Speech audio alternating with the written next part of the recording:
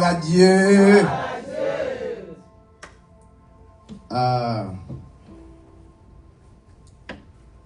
Dès qu'on a planté depuis plus d'une heure,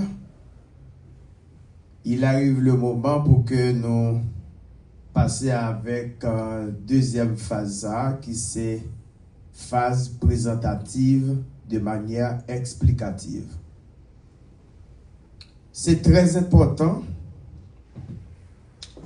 cet ouvrage. Et les seigneurs, ben moins révélation ça gagnait entre 9 à 10 ans.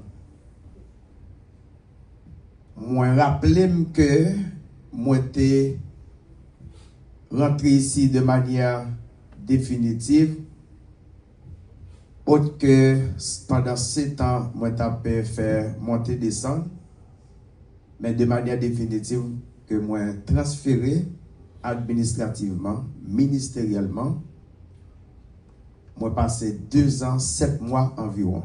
2 ans, 7 mois. Et pendant 2 ans, 7 mois, le Seigneur m'a jamais dit écrit. Moi, allé à Haïti, je passé 15 mois environ. Et là, je retourné, le Seigneur m'était à cœur qu'il est arrivé pour écrire. Amen. Et moi, écrit.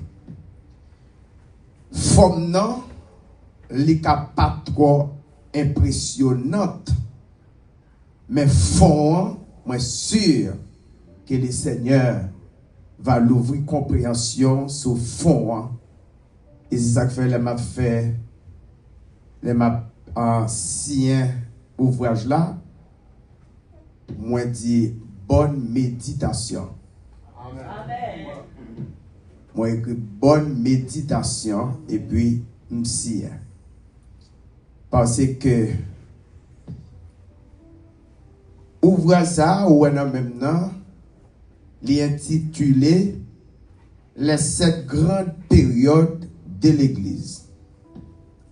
Il n'y a pas un ouvrage qui à 100% parler de l'ecclésiologie, c'est-à-dire parler de l'Église dans toute totalité, comme si l'Église d'ailleurs, différents aspects de l'Église, etc. Non, peut-être c'est dans volume 2.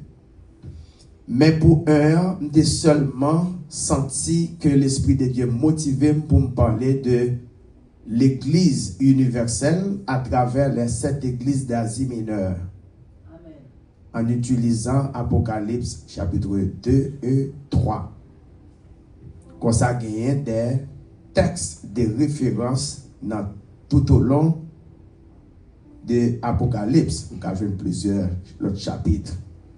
Et toute la Bible en général. Il dit de Genèse à l'Apocalypse, c'est des textes de base. Donc, le livre là a 12 chapitres. Après chaque chapitre, il y a des questions récapitulatives ou bien de compréhension pour tester compréhension lecteur yo. Église d'Éphèse n'a point racine, déclin spirituel. L'église de Jésus-Christ, c'est abandon du premier amour. Et c'est ça qui fait me comprendre que la parole de Dieu dit qu'il y a ces 3 choses demeurent. 3 bagailles qui étaient, c'est la foi, l'espérance, l'amour. Autrement dit, la charité, pour l'autre version. L'amour. Mais elle dit, qui est-ce qui est plus grand? L'amour ou bien la charité. C'est le plus grand. Pour qui ça? C'est parce que le pape fini. La foi qui est pour le finir, l'espérance qui est pour le finir. Quoi? En quoi ça consistait? Eh bien, moi espérer dans Christ là, immédiatement Jésus-Christ prend, m'pas pour l'espérance encore, qui ça prend l'espérer? Une fois que moi dans la félicité éternelle, m'pas pour la foi encore, Pas besoin ni une ni l'autre, mais m'a vivre l'amour éternel. OK. Livre là tout, il parlait de tout gros mauvais moment que l'église là connaît à travers les âges. Par exemple, grande persécution notoire. Nous parlons de la réforme. Nous parlons de Israël. Nous mettons en exergue l'église et Israël. Et on voit que vous avez des points communs. Donc, les sept grandes périodes de l'église, il y a quelques périodes qui sont plus émouvantes par rapport aux autres. Mais la dernière période dans laquelle nous sommes, c'est la période la plus malheureuse. Période laodicéenne. Son période côté, lui montrer que l'église de Jésus-Christ dans son ensemble, il mettait Jésus dehors. Comment on met Jésus dehors? C'est parce qu'il n'y a pas ni chaud, ni frais.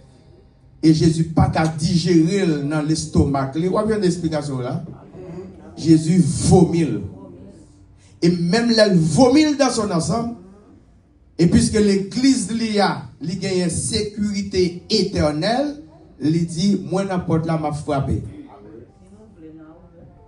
Et si un monde ouvre pour moi le temps de l'ouvrir, m'a rentré la caille, m'a manger avec. Lui-même l'a manger avec. Donc,